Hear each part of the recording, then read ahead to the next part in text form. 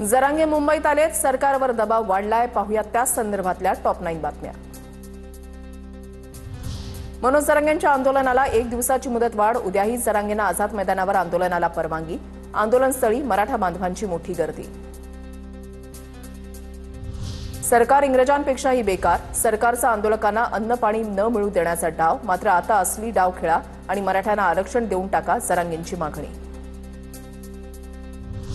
मराठ्यांची सरकार वाईट वागतंय. गावाकडे सभेसाठी आला तर तुमचं पाणीही बंद करू. मुंबईत हाल केलेले विसरणार नाही. जरांगे पाटलांचा सत्ताधाऱ्यांना इशारा. ओबीसीतून आरक्षणासाठी जरांगेंचं आमरण उपोषण. गोळ्या घातल्या तरी 1 इंचही मागे हटणार नाही. जेलमध्ये टाकलं तरी उपोषण करणार. जरांगेंचा सरकारला इशारा. मराठा ओबीसी भांडणं लावण्याचा काहींचा प्रयत्न. मात्र आंदोलनावर पोळी भाजू नका, तुमचंच तोंड भाजेल. देवेंद्र फडणवीसांचा विरोधकांना इशारा.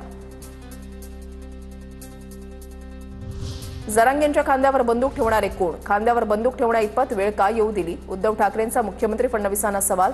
तर शड्डू ठोकून आरक्षण देऊ असं म्हणणारे आता गावी पळाले. उद्धव ठाकरेंचा एकनाथ शिंदेंनाही टोला. उद्धव ठाकरेंनी त्यांच्या काळामध्ये मराठ्यांसाठी केलेले एक काम दाखवावं आणि मग आमच्यावर बोलावं, फडणवीसांचं आव्हान. उद्धव ठाकरेंची भूमिका दुटप्पी. मराठा समाजाच्या आंदोलनाची सामनातून टिंगल करण्यात आली. ठाकरे आरक्षण टिकवू शकले नाहीत. एकनाथ शिंदेंचा ठाकरेंवर पलटवार. अजित पवारांच्या राष्ट्रवादीचे आमदार प्रकाश सोळंकेंनी घेतली मनोज जरांगेंची भेट. सरकारनं ठाम भूमिका घेण्याची वेळ आली आहे. आमदार प्रकाश सोळंके यांचं वक्तव्य.